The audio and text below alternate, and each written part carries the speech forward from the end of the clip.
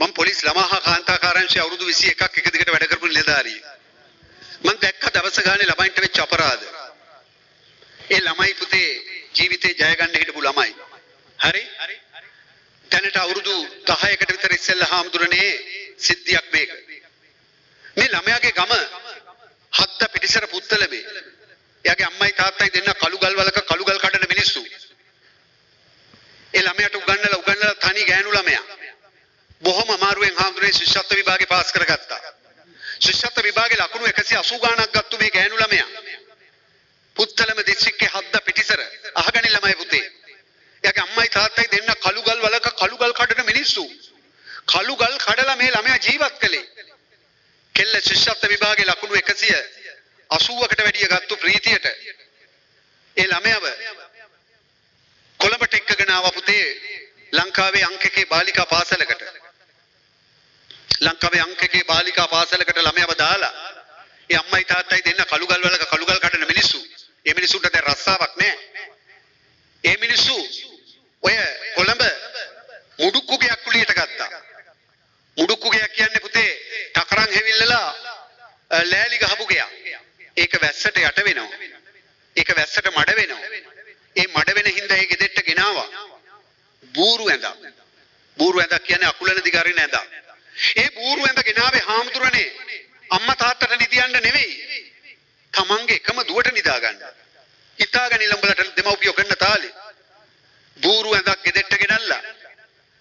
ඒ අම්මයි තාත්තයි දෙන්න පුත්තලමේ කළුගල් කඩපු මිනිස්සු. දැන් උදේ පාන්දර 3ට තාත්තා නැගිටිනවා. පාන්දර 3ට අම්මා නැගිටිනවා. ඒ වෙලාවට උඹලා නිදි. අම්මයි තාත්තයි තාත්තා බුලත් පිට හදනවා. අම්මා ඉන්දියාප්ප තම්බනවා. කඩවලට. ඇයි? එකම දුව කවදා හරි වෛද්‍යවරියක් කරගන්න.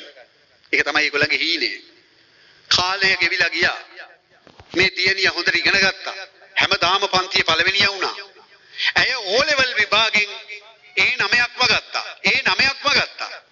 ඒ අම්මා තාත්තට මොනතරම් සතුටුද මිස්? තමන්ගේ එකම දුව ජීවිතේ ජය ගන්නට යනවා. ඇය උසස් පෙළ විද්‍යාංශයෙන් වෛද්‍යවරියක් වෙන්න ඉගෙන ගත්තා ලංකාවේ අංක 1 බාලිකා පාසලක. ඔය කාලේ තමයි පුතේ ජීවිතේ අවාසනාවන්තම කාලේ උදා වුනේ. අගේට හිටපු අම්මා වයස අවුරුදු 40යි. එක පාරටම අසනීප වුණා. ඒක සිද්ධ වුණේ එක පාරට. ඒ අම්මව කොළඹ ජාතික රෝහලට එක්කන් ගියා. කොළඹ ජාතික රෝහලෙන් මේ අම්මව වැඩිදුර පරීක්ෂාවකට යවුවා මහරගම පිළිකා රෝහලට. මහරගම පිළිකා රෝහලෙන් පරීක්ෂාව කළා හරියට වාර්තාව දුන්නා. මොකද්ද වාර්තාව?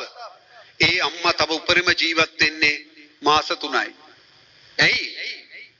මුළු ශරීරය වැහෙන්න පිළිකාවක් පෙනහළු වැහිලා. වෛද්‍ය නිර්දේශය තමයි මේ අම්මා ගොඩ දාන්න බෑ. ඒ හින්දා මෙයා මෙහෙතියන් ඉන්න එපා. ගෙදර එක්කගෙන ගිහිල්ලා බෞද්ධයෝ නම් පින්කමක් කරන්න. එච්චරයි කතාව. අනේ පුතේ මේ තාත්තගේ ඔළුව ගිනි ගත්තා. ඇයි? අවුරුදු 17ක දුවෙක් ගෙදර තමන්ගේ ආදරණීය බිරිඳ තව මාස 3යි ජීවත් වෙන්නේ. කොහොමද ඒක තාත්තා කෙනෙක් දරාගන්නේ? හැබැයි ඒ තාත්තා හිත හයිය කරගත්තා. දුව වෙනුවෙන්. අහගනින්න. තාත්තා ගෙදර ඇවිල්ලා ඒවා කිසිවක් කිව්වේ නෑ. අම්මා දන්නෙත් නෑ මැරෙන බව. දුව දන්නෙත් නෑ. පොඩි පොඩි පින්කම් ටිකක් කරනවා. හැබැයි ඒ අම්මා කිසිම යුතුයකමක් අතෑරියේ නෑ. වෙනද වගේම පාන්දර 3ට නැගිට්ට පුතේ ඉන්දියාප්ප තැම්බුවා. ඇයි? උඹලා වෙනුවෙන්. ඒ අම්මගේ මාස 3 දන්නේම නෑ ගෙවිලා ගියා. තව මැරෙන්න තව මාසයක් නෑ. ඔය ඉන්න අතරේ තව කරදරයක් වුණා. මොකක්ද ඒ කරදරේ? අර අගේට ඉගෙන ගත්තු අවුරුදු 17ක කෙල්ලට ලෙඩක් හැදුනා. ඒකිට හැදිච්ච ලෙඩේ අමුතු එකක්. අර මං කිව්වේ රැට නිින්ද යන්නේ නෑ. කොට්ට පුළුන් හදිනවා. මෙට්ට කඩන්න හදනවා. අර වගේ ගීත ගායනා කරනවා. දුක තද කරන් මා මෙරතරම් මට ඉන්න බෑ. එයාට ප්‍රේමවන්තයෙක් හම්බෙලා. පුත්තලමෙන් ශිෂ්‍යත්වේ පාසලා වෛද්‍යවරියක් වෙන්න කොළඹ ආපු කෙල්ල ඒ සියල්ල පැත්තක දාලා වෙන වැඩක් පටන් ගත්තා. මොකද්ද? ප්‍රේමයක් පටන් ගත්තා. ඔන්න මතුක මහත්තයෝ රීතිය ක්‍රියාත්මක වුණා. උඩ ඉඳන් කෙනෙක් බලන් ඉන්නවා කියලා මං කිව්වනේ. අම්මා මැරෙන්න පණ අදිනවා. එයා වෙන වැඩක් පටන් අරන්. රීතියෙන් එයාට දඬුවමක් දුන්නා හාමුදුරනේ. මොකද්ද එයාට දීපු දඬුවම? එයාට දැන් උදේට හැබැයි එයා අවුරුදු 17ක් හදපු අම්මට නෙමෙයි ඒක කිව්වේ. එයා ඒක කිව්වේ එයාගේ අර ප්‍රේමවන්ත කොළුවට. මට මගේ ඇඟ වෙනස්. මට රැට නිින්ද යන්නේ නැහැ. මට උදේට නැගිටින්න බෑ. මේ ප්‍රේමවන්තයා මේ අවුරුදු 17ක දුව එක්කගෙන යනවා පෞද්ගලික වෛද්‍යවරයෙක් ගාවට.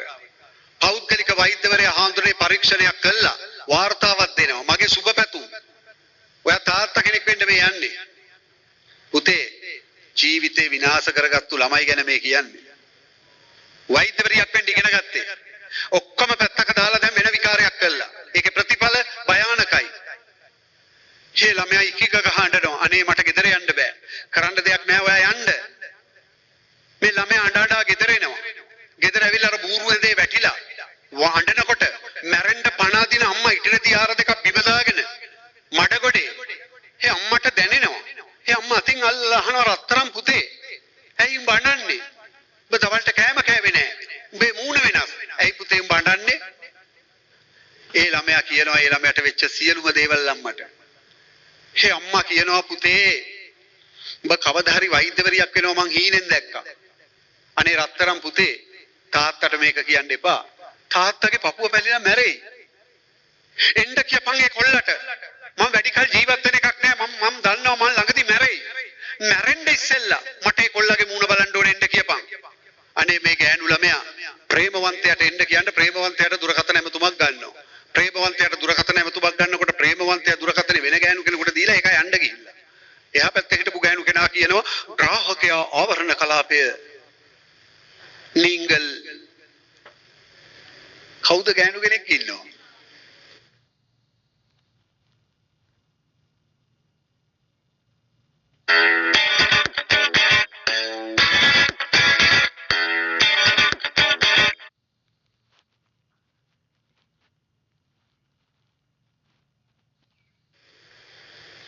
ග්‍රාහකයා මාරු. ග්‍රාහකයා ෆෝන් එකත් ඕෆ් කළා. දැන් ග්‍රාහකෙක් නැහැ.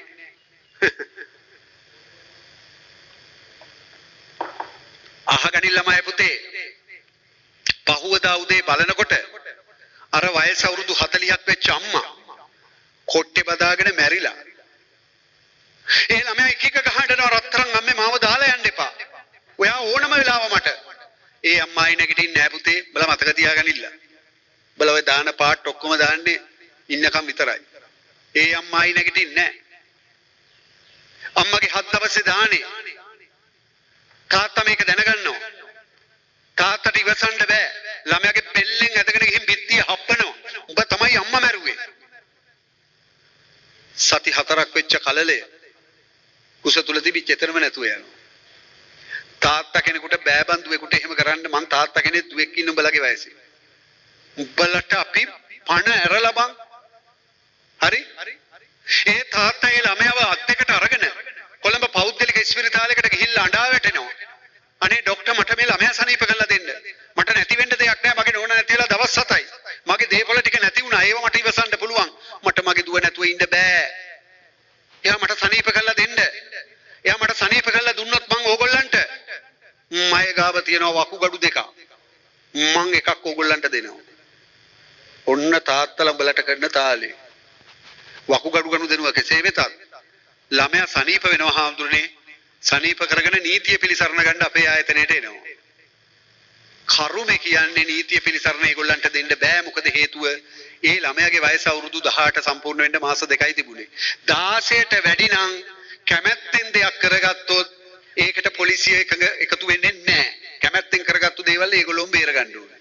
16ට වැඩිනේ. මගේ කතාවේ ළමයා ඒ අම්මා තාත්තට කිව්වා. "හේ තාත්තා කවනේ වයසී මහත්තයෝ අපිට එහෙම කරන්න එපා. අපි අහිංසක මිනිස්සු. අපි පුත්තලමේ. අපේ දුව දුස්තර නෝන කෙනෙක් වෙන්න ඉගෙන ගත්තේ. මගේ නෝන නැති වුණා. මේක කරපු එකා ගෙන්නලා අහන්න. ඇයි මගේ දුවට මෙහෙම කළේ? මට ඕනේ එච්චරයි." මනුස්සකමට පැමිණිල්ල ලියලා ග්‍රාහකයා හොයාගත්තා. ඔන්න නුගේගොඩ පැත්තේ ඉන්නේ. මිනිහා ආවේ තනියම නෙමෙයි ආවේ නීතිච්ච මහත්තයෙකුත් එක්ක. මං ඇහුවා "උඹ මේ ගෑලා මම අඳුරනවද?" "ඔව් සර් අඳුරනවා." "කොහොමද?" "මෙයාගේ මගේ ප්‍රේම සම්බන්ධයක් තිබුණා." "ඒ කියන්නේ උඹ මෙයා කැල් වෙලා හිටියා?" "ඔව් හිටියා." "උඹෙන් මේ ළමයාට කරදරයක් වුණාද?" "නෑ සර් මං ඒක නම් දන්නේ නෑ." "ඒ ළමයා කිව්වා අත් එක්ක එකතු කළා." "බොරු කියන්න එපා. අපේ අම්මා මැරුණා. මේ බලන්න මගේ තාත්තගේ හැටි."